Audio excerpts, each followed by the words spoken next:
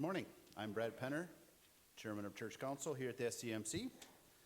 Welcome here, guests and regulars. A couple of things I'd like to highlight from the bulletin. January 5th, 7 p.m., there'll be a fundraiser for Samuel Lowen and Randy Bueller's mission trip to the Philippines. Sign up at the Connect Center. Junior youth will start January 7th. Senior youth, January 9th. Sunday school will resume January 5th. Shine Kids will resume January 5th. Shine Kids are looking for some volunteers, so if that's something that God's leading you maybe to pursue, you can contact Laura Kaler. She'll gladly talk to you about it. There's a couple members in our congregation mentioned in the bulletin. Please keep them in our thoughts and prayers. The invocation today is from Hebrews 10:19 to 22. Therefore, brothers, since we have confidence to enter the holy places by the blood of Jesus, by the new and living way that he opened for us through the curtain, that is, through his flesh, and since we have a great priest over the house of God, let us draw near with a true heart and full assurance of faith, with our hearts sprinkled clean from an evil conscience and our bodies washed with pure water. Why don't you get up and greet each other? Thank you.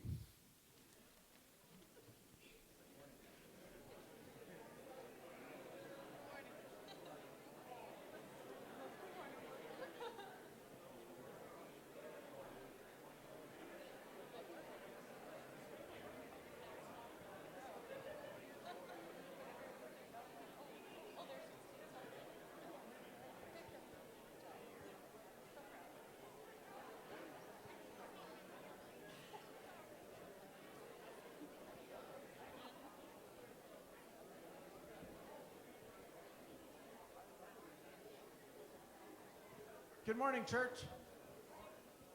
Why don't you stay standing, and if you can, if you feel like sitting, then feel free as we sing some songs about our Lord.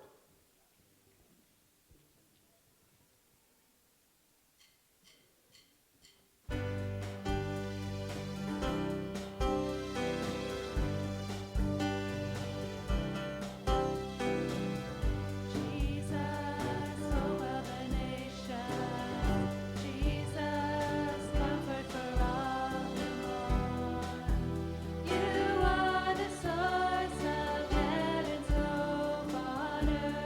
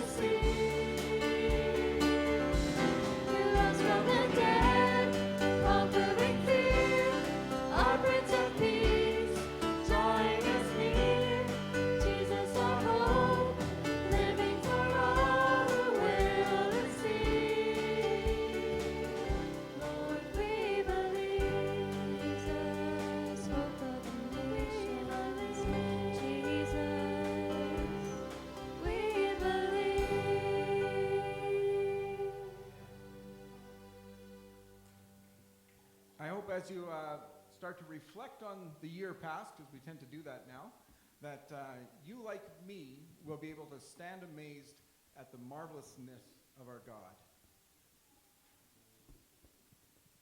I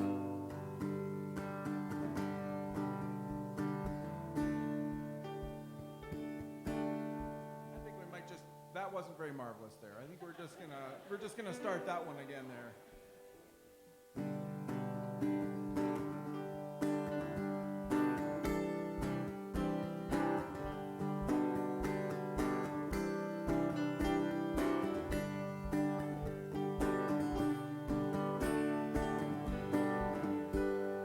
How marvelous, how wonderful, and my song shall ever be. How marvelous, how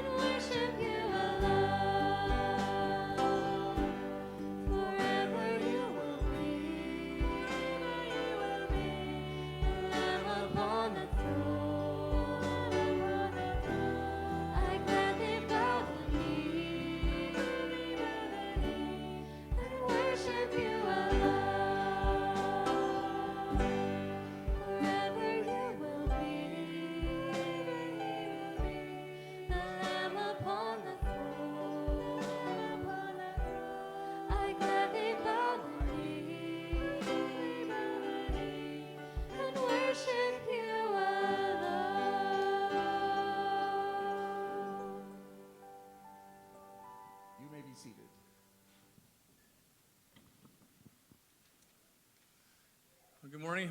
My name is Jason Hyde. I'm one of the pastors here, and so my job is I work as a youth pastor here.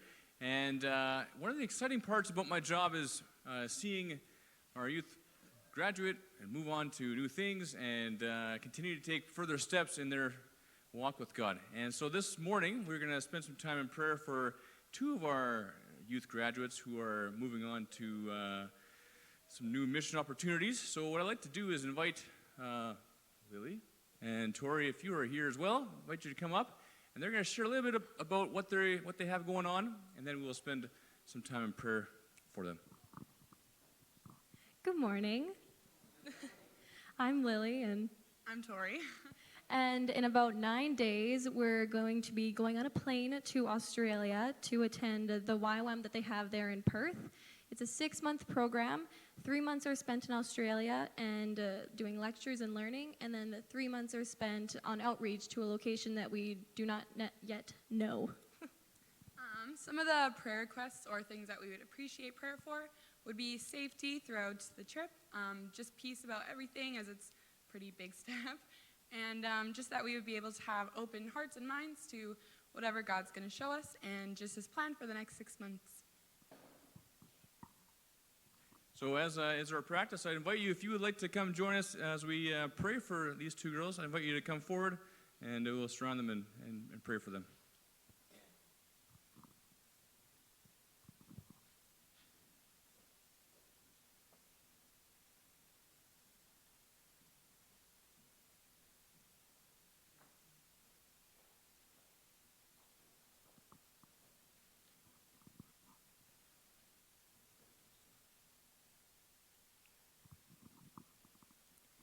Heavenly Father, thank you so much for Lily and Tori. First of all, for the fact that you've redeemed them and saved them, and they are new creatures in you, new creations, and out of their love for you, they want to serve you and follow you. And so, Lord, we pray your blessing upon them in these next 6 months. I pray that, as I said, they will have open hearts and minds to receive your word and to grow in spiritual maturity in what it means to follow you in faith. And then, Lord, we also pray that you would give them peace. And where they feel anxiety, that you would just fill their hearts with the peace that comes from knowing that you are in control and you are leading and guiding. And then, Lord, I pray, too, that they will be a blessing to others, both fellow students as well as to the people they will meet in their outreach. Lord, we pray that people will see the love of Christ in their lives.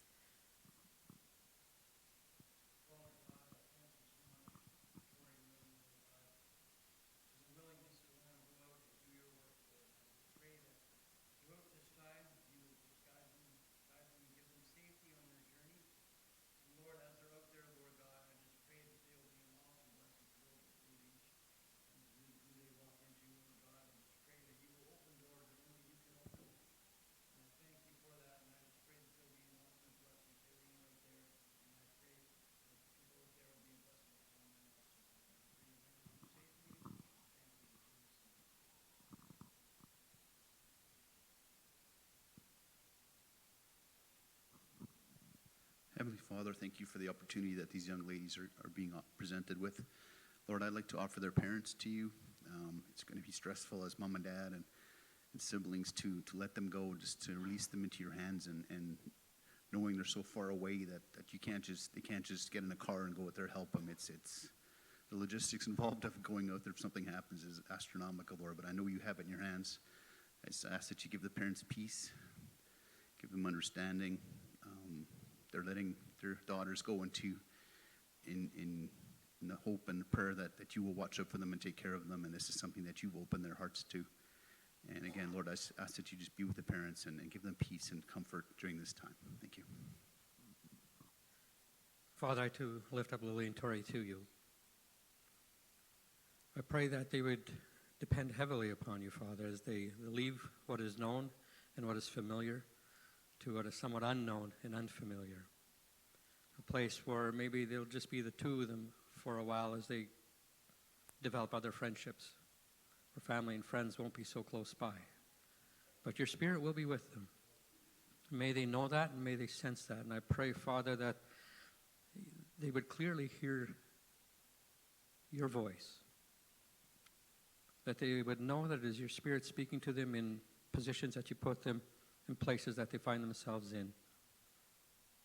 And that they would be obedient to your voice, even though they may not understand all things, that they would know that you are guiding and leading them. So give them that clarity, that sensitivity, and that discernment as they continue to follow you and grow in their relationships with you. I pray they would take time for you. And the wonder and the excitement will not overwhelm them. And as they travel, keep them well and safe. We ask these things in your precious name, Father, with thanksgiving. Amen. Heavenly Father, we give you thanks for the way that you are working in our midst. And Lord, as we pray for Lily and Tori this morning, we know that they go with certain expectations. And Lord, I pray that you would exceed those expectations in ways that are from you. That you would give them discernment, Lord, and the things that they will hear and experience. Help them to depend on your love and your faithfulness, on who you are, God. And as they go, we ask you to protect them and guide them on these journeys. Lord, I also want to bring before you our offering time we're about to have. And I thank you for the gifts that we are able to give. And for those who can give, Lord, we pray that you bless this time and for all the ways that it can be used as well. I pray these things in Jesus' name. Amen.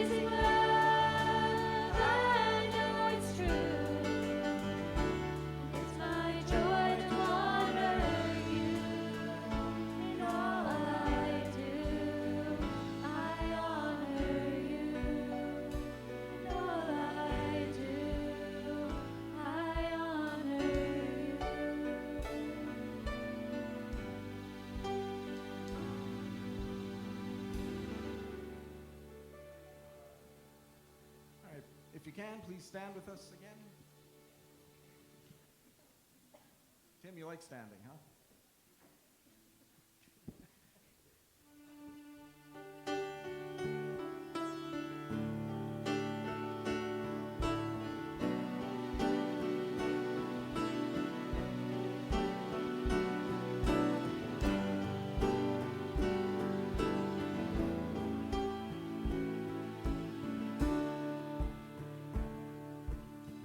My hope is built on nothing less than Jesus' blood and righteousness. I dare not trust the sweetest frame, but wholly trust in Jesus' name. My hope is built on nothing less than Jesus' blood and righteousness.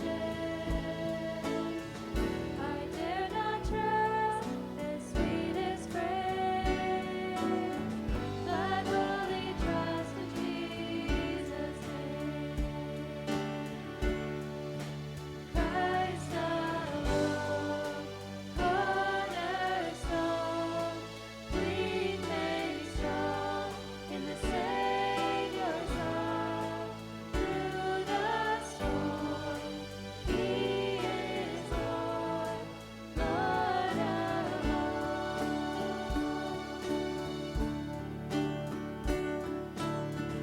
When darkness seems to hide His face, I rest on His unchanging grace. In every high and stormy gale, my anchor holds within the veil. My anchor holds within the veil. Christ alone, cornerstone, weak made strong in the Savior's arm. Through the storm, He is Lord, Lord of all.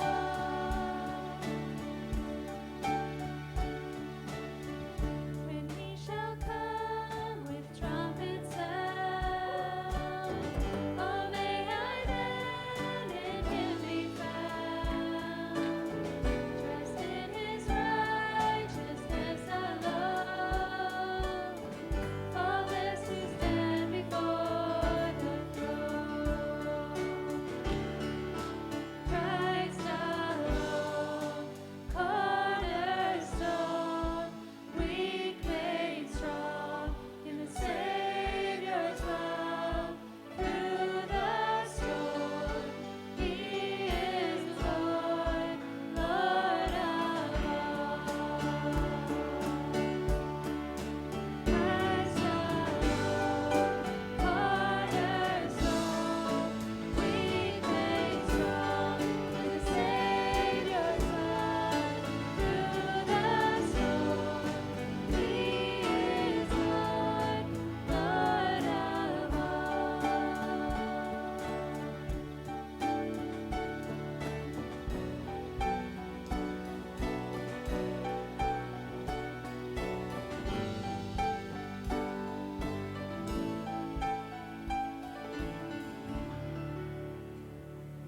Amen. You may be seated.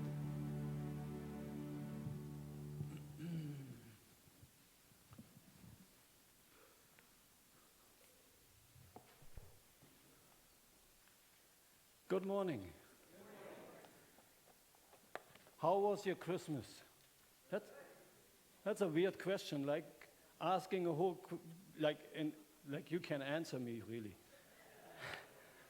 Well, Christmas is over for some of us. Some of us have a few celebrations left with family and friends, and that is all good. And we come to a time where we settle down, looking back and looking forward. this is a time I find for myself where I reflect, where I subconsciously think, what happened the past year? Where am I now? And then is there some wishful thinking and some hoping and wondering what will the next year bring? And as we consider our walk with the Lord Jesus, we take inventory. We want to see where we are on our journey. And maybe we have to admit and clean up some of those idols we collected along the way. Have you ever felt distant from God and you did not even know where that comes from? That's another question like you can't really answer right now. It would take too long. Well, we get to those places in life, I find, where we really feel distant from God, where our relationship with God doesn't feel right, and God actually seems somehow unreachable, almost. And sometimes this feeling comes in the middle of everything we do. Like in the middle of, we are living our life with all its busyness, with family life, volunteering, and hobbies, and all the things we do. And sometimes we don't even, where is this coming from? And why do I feel this way? And that's why I think reflecting on our relationship with Jesus is very important. And to understand our walk with the Lord. And in conversations with seniors and other individuals in my work as a chaplain, I hear stories. And I hear life stories, good stories, and I hear sad stories, and I hear most of the time at the end words of gratitude, words of thanksgiving, words like, I don't know what I would have done without the Lord. I don't know. I'm so thankful that the Lord has been with us during this time. He helped us through this. He is faithful. We all have said those words. In 1 Samuel chapter 7, verse 12, Samuel, we read that Samuel is setting up a big stone, or a small stone, and he called it Ebenezer. And he said, till now, the Lord has helped us. Or thus far, the Lord has helped us, as most of the Bibles say. And this kind of confession really comes as a result of considering and pondering our life and our life's journey thus far. Where am I now? How did I get here, and from where did I come? Especially our relationship with God. And it is when we look back that we see the hand of God, His fingerprints all over our lives. And hindsight, as we say, is 20/20. How is your relationship with God today? Are you walking close to Him? Are you growing in Christ? Are you just coasting? Is there maybe something that holds you back, or maybe something that slows you down? God created us. He created us for a relationship with Him. And I think unless we are growing in Him, we miss out on His daily blessings, on God showing us His love, on the assurance of His presence in our lives. So there is a need to pause and from time to time in our Christian walk and ponder, where am I? Where have I come from? Where am I going? In 1 Samuel chapter 7, the Israelites, the people of Israel, have come to a place like that. They have come to a place where they had to stop and reflect, re-evaluate their walk with the Lord, and also recommit their walk. And to understand what's going on in chapter 7, we have to read the context a little bit. And I decided this morning to read the first 6 chapters. No, I'm kidding. I worked really hard to not do that. I have a summary here of the first 6 chapters. That would be too long. Otherwise, I could read that now. We would go all for lunch and then come back and resume at 2 o'clock. It's good too. Well, here it goes. First Samuel. The first chapter 1 to 3, we read and learn about the birth of Samuel, about his mother who prayed to God to have a son, and she said to God, when you give me a son, I will dedicate him to your service. And so when her son Samuel was born, she dedicated him to the work of the Lord under the watchful eye of Eli, the priest. And Eli had 2 sons, Hophni and Phinehas. And these 2 sons were evil in the sight of the Lord in their work as priests in the tabernacle. Chapters 4 to 6, we read about the relationship with the Philistines. The Philistines oppressed the Israelites for many years, and there were wars going on, and the Israelites lost some 4,000 people in the war. And at one point, they decided, instead of calling upon the Lord, they decided to go to Shiloh and pick up the ark of the Lord and bring it into their camp. And then there came another war, and they lost. They lost the war, they lost the ark. The Philistines took the ark of the covenant as a war trophy. And Hophni and Phinehas, Eli's sons, both died. At hearing about the death of his sons and the loss of the ark, Eli died. He tipped off his chair and broke his neck. Phinehas, one of the sons, had a pregnant daughter. This is quite the story. He had a pregnant wife, and when she heard that her husband had died in the war and that the Ark of the Covenant was stolen, she bore a son, maybe premature, it doesn't say, and he then gave him the name Ichabod, which means, and then she said, the glory has departed from Israel, for the ark of God has been captured.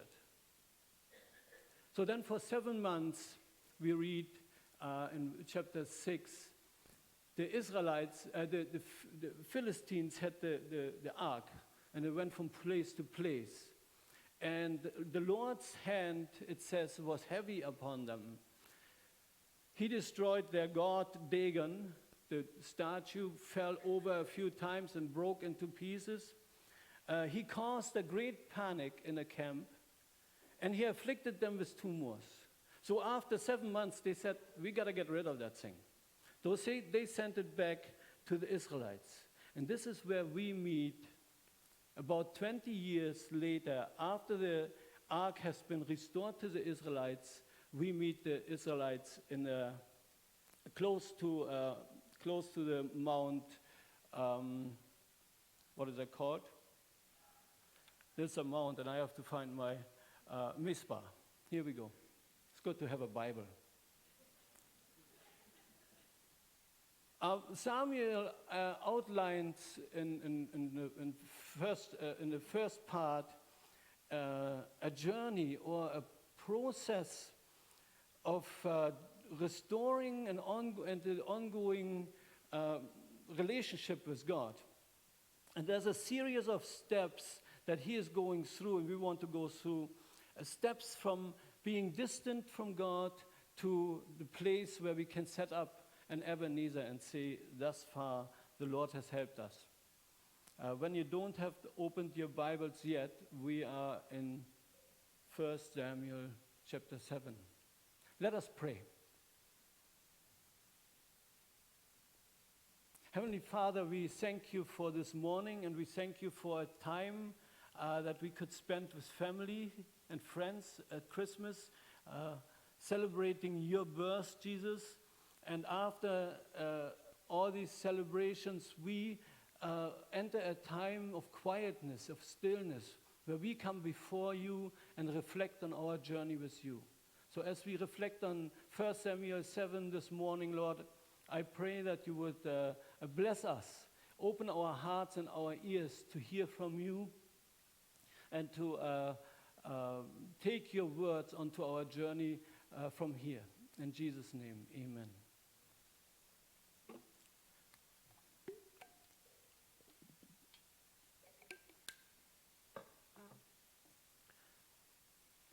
The first step of returning, or in the process of returning to the Lord, is repentance.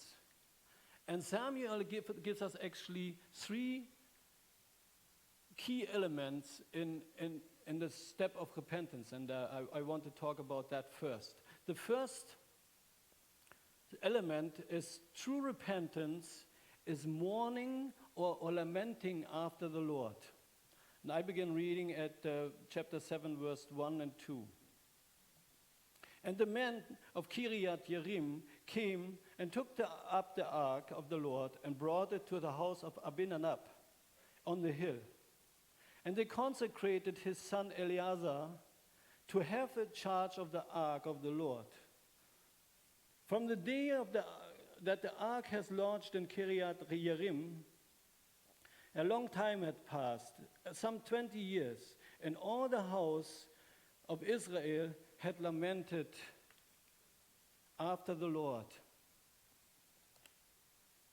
They have lamented after the Lord. The New Living Translation gives us a little bit of an idea what that means. The New Living Translation says, during this time, all Israel mourned because it seemed to them that the Lord had abandoned them. It seemed to them that the Lord had abandoned them.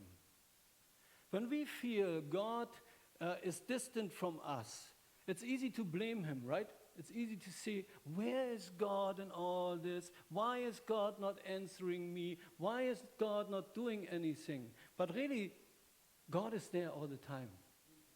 God is there all the time. He's not going anywhere. It is us who distance ourselves from God. Frederick Buechner said once, in the long run, whether you call on him or you don't call on him, God will be present with you.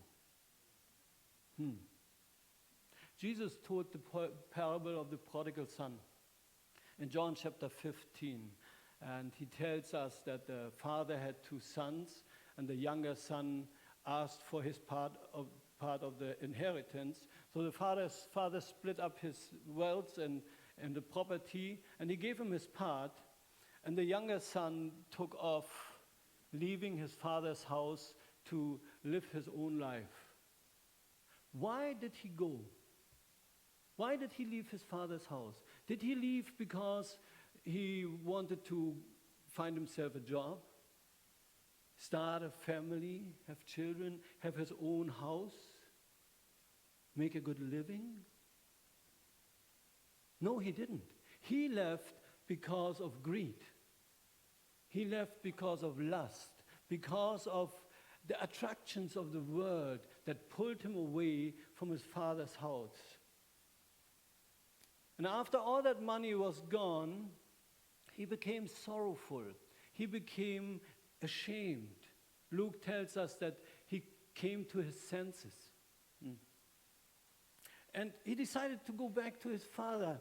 But he also knew his shame was so deep, he knew that he was not much better than the servants. He knew that he wasn't worth sitting at the father's table or being called a son. And all the while that was all going on, his father was waiting. The father was waiting for him to return home. In verse 20 we read, and he rose and came to his father. But while he was still long way away, his father saw him and had compassion. And he ran and embraced him and kissed him. Such is our Heavenly Father. When we distance ourselves from him, he waits and waits and waits. And when we turn around, he comes running. He sees us. He comes running. He embraces us and kisses us with tears in his eyes. And I tell you, said Jesus, there will be more joy in heaven over one sinner who repents than over 99 righteous persons who need to repent. Which one are you? Which one am I? See, there is always a vertical dimension to our sorrow. When we are sorry, our sorrow for our sins is because the way it affects our relationship with God. True repentance, therefore, begins always with mourning over our sins, not over the distance from God. And so we seek for the Lord. The second element in repentance is true repentance, is putting away or putting aside the rivals or the foreign god that have been that we have accumulated along the way. Verses 3 and 4. And Samuel said to the house of Israel, if you are returning to the Lord with all your heart, then put away all your foreign gods and the Ashtaroth from among you, and direct your heart to the Lord and serve him only. And he will deliver you from out of the hand of the Philistines. So the people of Israel put away the Baals and the Ashtaroth, and they served the Lord only.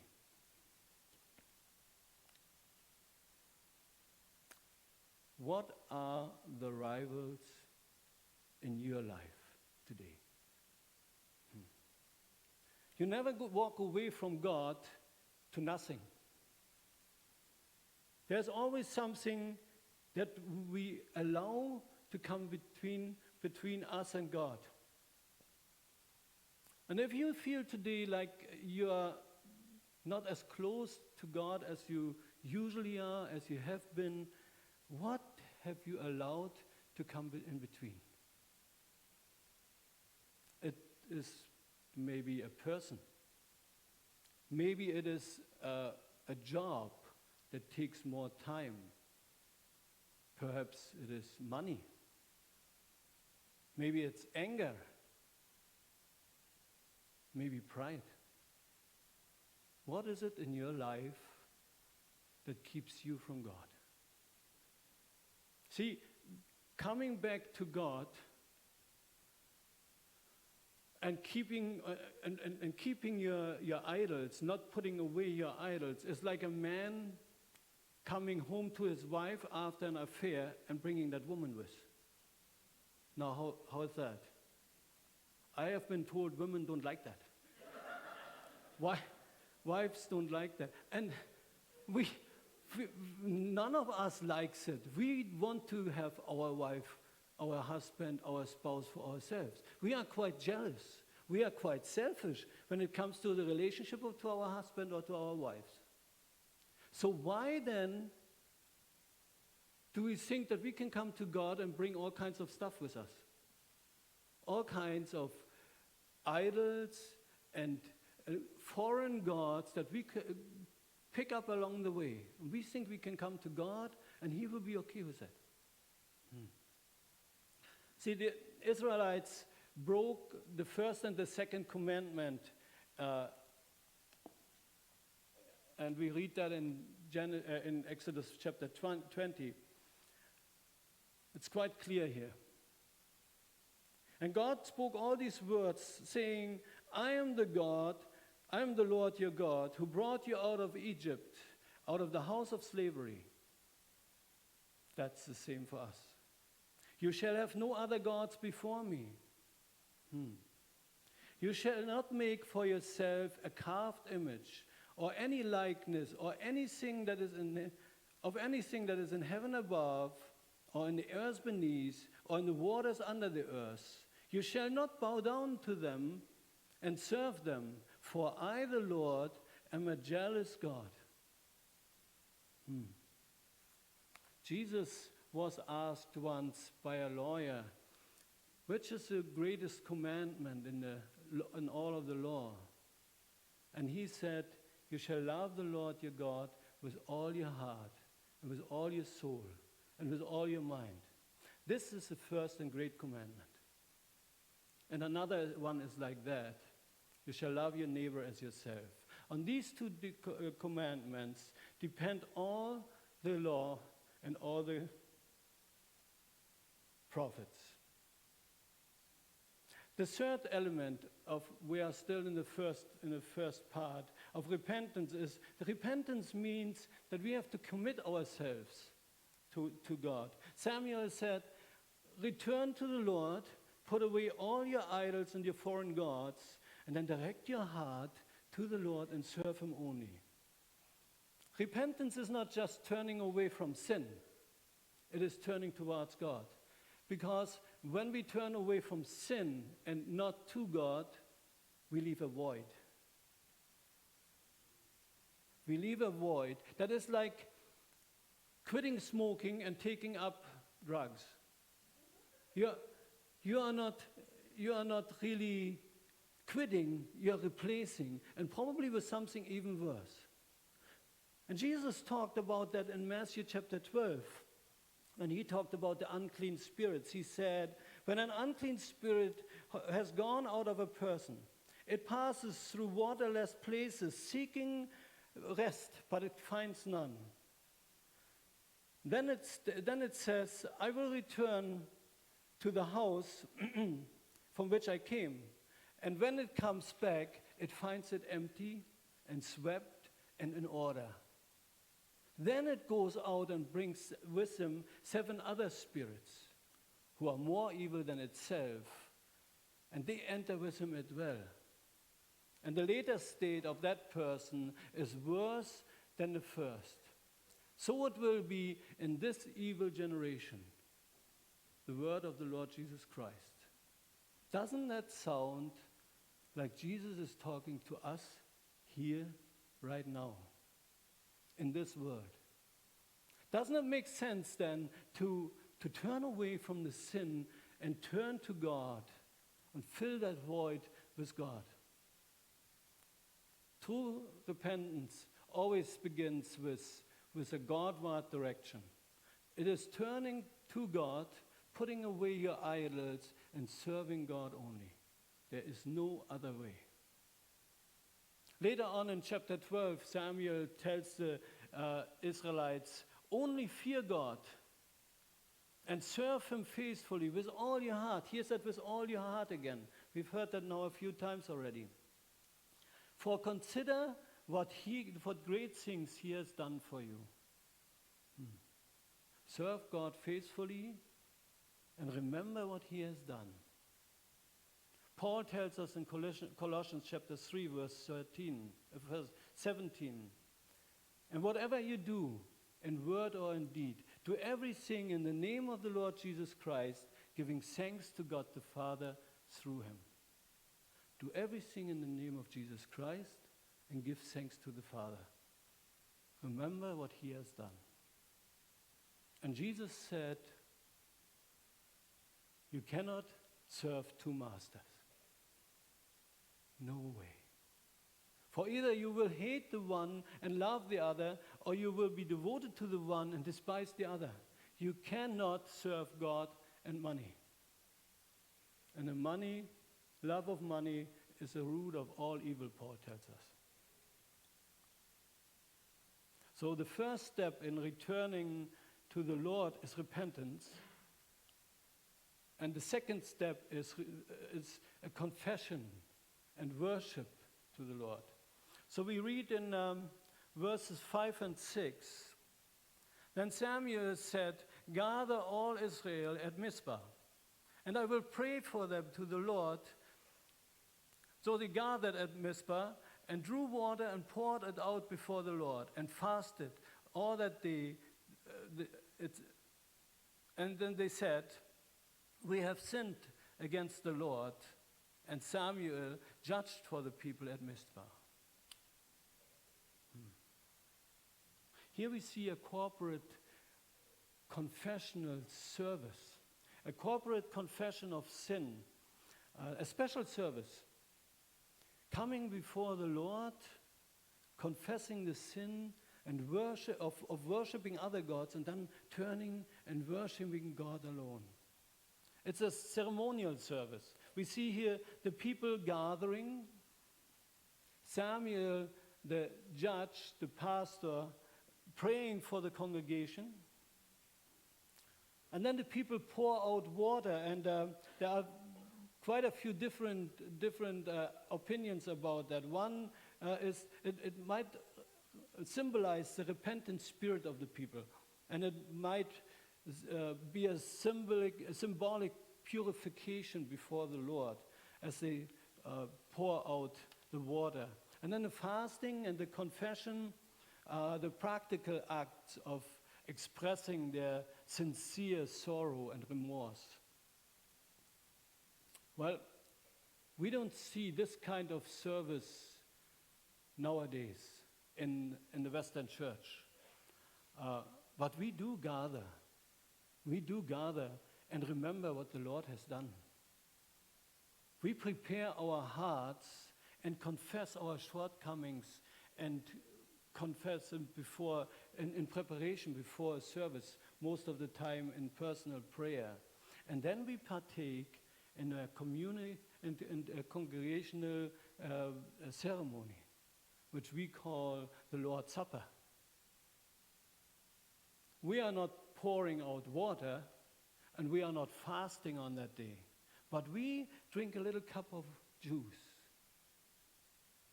remembering the blood of Christ.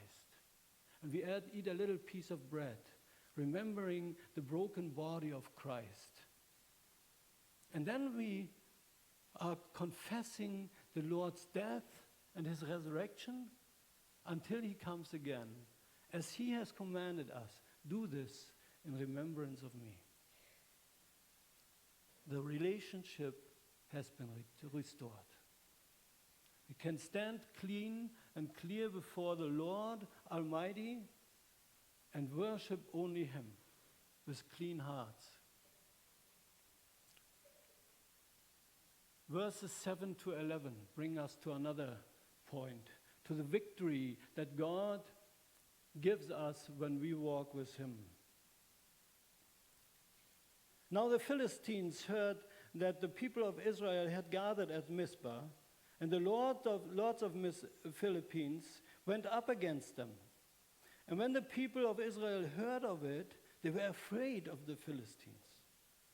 And the people of Israel said to Samuel, "Do not cease to cry out to the Lord our God for us, that he may save us from the hand of the Philistines." So Samuel took a nursing lamb and offered it as a whole burnt offering before the Lord. And Samuel cried out to the Lord for Israel, and the Lord answered him. And here is how he answered him. Verse 10. As Samuel was offering the burnt offering, the Philistines drew near to attack Israel. But the Lord thundered with a mighty sound that day against the Philistines and threw them into a confusion. And they were defeated before Israel. Verse 11. And the men of Israel went out from Mizpah and pursued the Philistines and struck them as far as below Bethkar. Here are a few things that I gathered from the victory that we can see here, that we have hope in. First of all, did you see that the Philistines have lords too? In your Bibles? The Philistines have lords too, but they are all lowercase. Our Lord is uppercase. They have gods only lowercase. We have a God who is uppercase.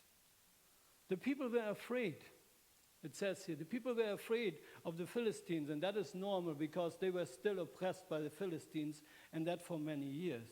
But they cried out to the Lord our God, or they said to Samuel, cry out on our behalf to the Lord our God. They turned away from their idols, and faith in God was restored. And they were looking up for God to help them, not their idols. So the Lord answered their prayer, and he defeated the Philistines, as Samuel has promised in verse 3. Samuel said in verse 3, if you are returning to the Lord with all your heart, then he will deliver you from the Philistines. Promise made, promise kept. And here we find hope. Here we find hope that as long as we stay close to the Lord, he will graciously intervene for us. He will bring us safely to the end of our journey. And that is a promise. The last step. Verse 12. Samuel took a stone and set it between Mizpah and Shen and called its name Ebenezer. For he said, till now the Lord has helped us. God has given victory to Israel. And Samuel wanted to make sure that they always remember. So he put up a rock and he called it Ebenezer. And every time when people would see this rock, they would remember the story, or there was an opportunity to tell the story to the next generation. This is what happened here. And so it is important for us too to mark the progress that we make on our journey of growing in Christ. Samuel called the stone Ebenezer, which means stone of help. And we sing sometimes a hymn. What is it called? Come thou fount of every blessing. And one verse there says, here I raise my Ebenezer, hither by thy help I come. And you have ever wondered what that is all about? That is about these events here in 1 Samuel chapter 7. God has given the people new life as they turned back to him. So where do we go from here? Returning to the Lord means resuming our daily, sometimes painful, but always rewarding journey with Christ. Mountaintop experiences are great, but we usually don't live on a mountain. We usually live in a valley. And it's one thing to serve the Lord in dramatic acts and dramatic moments of life, but it's another thing to do it in our day-to-day, in our ordinary daily routines. But that is what we are called for. So how do we do that? Here are a few tips. And I learned from this as I wrote this down. Get up in the morning. Yay. Get up in the morning and read your Bible. That is what I wanted to say. I have to see what I'm writing here. Commit your day to the Lord. Commit it to serving the Lord. Go to work or to school. Love the people God placed around you that day. And do your best. Do a good job when you're out there. Then come back home. Love your family. Love your neighbors. Love the church. Because God has called us to change. God has called us to live our daily lives and change and grow as we live our lives. In our interactions with the people around us. Looking up to God. He called us to change, and we are changed more and more into being like Jesus. That is our calling. But for now, we can set an Ebenezer and say with Samuel, thus far the Lord has helped us. Or consider the words of John Newton, the writer who wrote Amazing Grace. He said once, I am not what I ought to be. I am not what I want to be. I am not what I hope to be in another world, but I still am not what I once used to be. And by the grace of God, I am what I am. Till now, the Lord has helped us. Let us pray. Heavenly Father, we thank you for your word. We thank you for the teachings in the Old Testament and in the New Testament. And we thank you for the teaching we have received this morning from 1 Samuel 7. And as we go from here, Lord, I pray that you would help us reflect on our journey. Help us to look back and to look at the present and at the future, and help us to find a way back to you. And we know that you are waiting. Our praise. Why don't you stand and join us in praising God?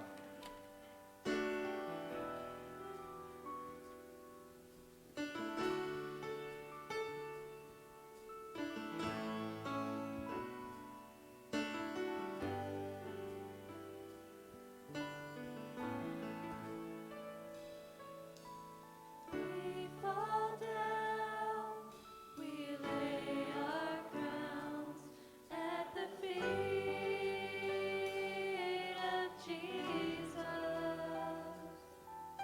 The greatness of mercy and love, holy, we cry, holy, holy, holy. We cry, holy, holy, holy. We lay our crowns at the feet of Jesus. Greatness of mercy and love at the feet of Jesus. We cry, holy, holy, holy. We cry, holy, holy, holy. We cry, holy, holy, holy.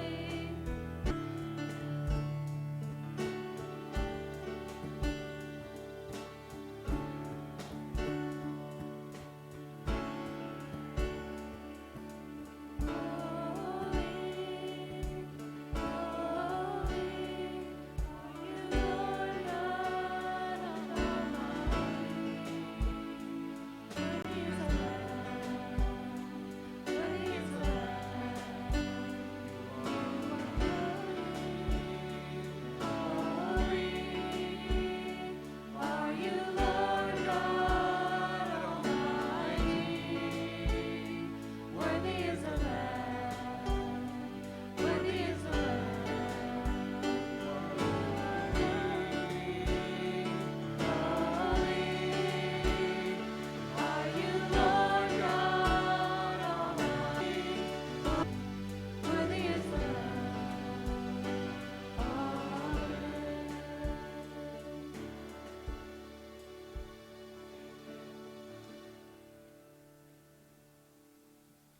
For the benediction, Numbers 6:24 to 26. The Lord bless you and keep you. The Lord make his face shine upon you and be gracious to you. The Lord lift up his countenance upon you and give you peace. Amen. All right, you may go in peace, or you can stay and sing with us this old song I had to dig deep down into the archives for.